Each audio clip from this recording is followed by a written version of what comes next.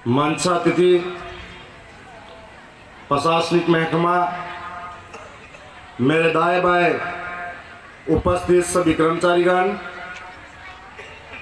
मेरे इज्जतदार माताएं बहनें, सामने विराजमान इस देश और समाज का भविष्य मेरे छोटे भाई बहन, आप सभी को 75वें गणतंत्र दिवस की मेरी ओर से हार्दिक शुभकामनाएं, जोहार। साथ ही आज के इस अवसर पर मैं उन लाखों पुरखों को नमन करता हूं जिसकी बदौलत से आप हम सब गणतंत्र दिवस मना रहे हैं। आज के दिन जो महापुरुष थे उनको भी मैं नमन करता हूं। आज से पहले हमारा देश अंग्रेजों की गुलामी से लड़ रहा था, तब हजारों लाखों लोगों ने बलिदान दिया था। कई माँ की खोख उजड़ी थी तो कई पिता का सहारा छूटा था, तो कई भाई की ताकत छूटी थी, और उनके एक एक बूंद के रक्त के बूंद के बलिदान की बदौलत आज हम लोग यहाँ तक हैं। देश आज़ादी से पहले इस देश के अंदर चाहे वो हिंदू हो या मुसलमान हो, हर व्यक्ति ने अपना योगदान दिया था, और ऐसा शांतिपूर्ण भावना थी कि यदि हिंदू भूखा रहता था तो मुसलमान खाना देता था, मुसलमान भूखा रहता था तो हिंदू वहां पर अनाज देता था। ऐसी प्रेम भावना के साथ में देश के लिए हर एक वर्ग का व्यक्ति लड़ा था अपनी आज़ादी को लिए।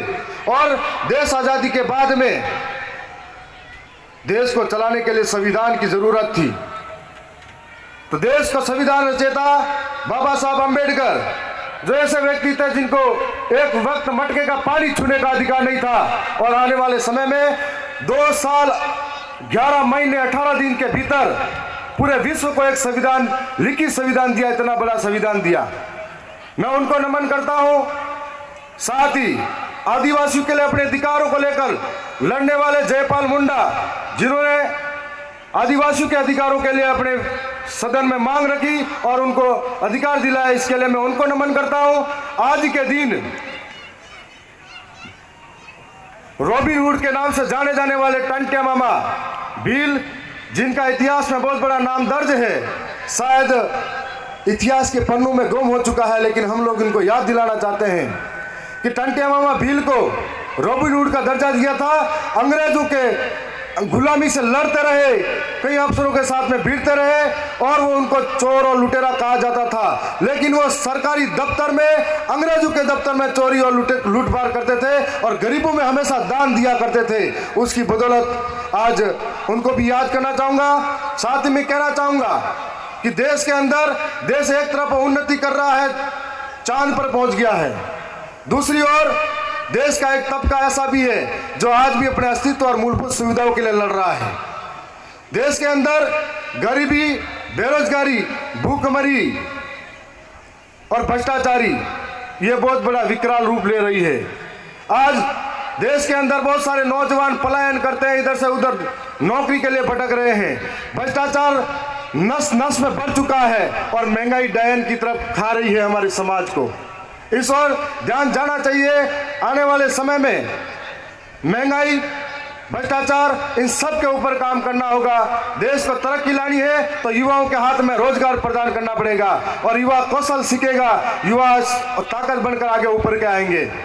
दूसरी ओर आज के दिन में देश के अंदर कई ऐसी बड़ी ताकतें हैं, वो भूल गई शायद कि देश को आज़ादी दिलाने में सभी धर्म और जातियों का रोल रहा है, लेकिन आज वो ये मानती है कि कुछ चंद लोगों ने ये योगदान दिया हो। आज एक दिन 22 जनवरी के दिन भव्य राम मंदिर का उद्घाटन किया गया था, और उसी तरफ जो राम 14 वर्ष वनवास में रहे, उसी हसदेव अरण्य जो 3 जिलों के अंदर छत्तीसगढ़ में फैला हुआ है, दुख की बात इस बात की है उस तरफ किसी का ध्यान नहीं गया, और वहां से हजारों पेड़ काटे जा रहे हैं। कई लोगों को जमीनों से विस्थापित होना पड़ रहा है, और कई जीव जंतु मारे जा रहे हैं। मैं आज इस मंच से ये कहना चाहूँगा कि एक तरफ विकसित भारत की बात हो रही है, दूसरी तरफ आदिवासियों के अधिकार छीने जाते हैं। एक तरफ गणतंत्र दिवस आज मना रहे हैं, दूसरी तरफ हमारे कानूनों के साथ छेड़छाड़ी होती है और उनको अदला बदली की जाती है। ये खेद की बात है। आज इस मौके पर आप सबको मैं वो जो भारत जिसके लिए बलिदान दिया था हमारे बलिदानियों ने, उन्होंने सोचा नहीं था कि शायद जाति और धर्म के नाम पर लड़ाई होगी, दंगे होंगे। उन्होंने सोचा नहीं था कि इस देश के अंदर एक एक नौजवान गरीबी के लिए तड़पेगा, रोजगार के लिए तड़पेगा। उन्होंने सोचा नहीं होगा कि भ्रष्टाचार पनपेगा। हम सब यहाँ आए हैं, एक दिन 26 जनवरी को देशभक्त बनते हैं, एक दिन 15 अगस्त को देशभक्त बनते हैं, अगले दिन हम सबकी जेबों में भ्रष्टाचार से लेस होते हैं।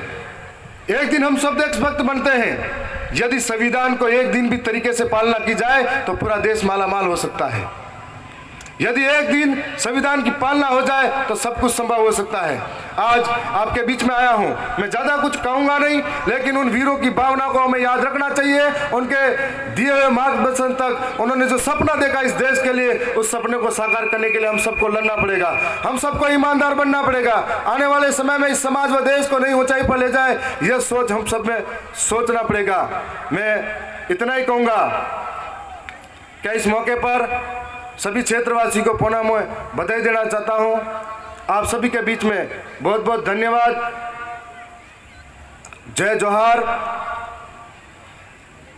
एक दो लाइनों के साथ समाप्त करूंगा। काश मेरी जिंदगी में कोई सरहद की शाम आ जाए, काश मेरी जिंदगी मेरे वतन के काम आ जाए।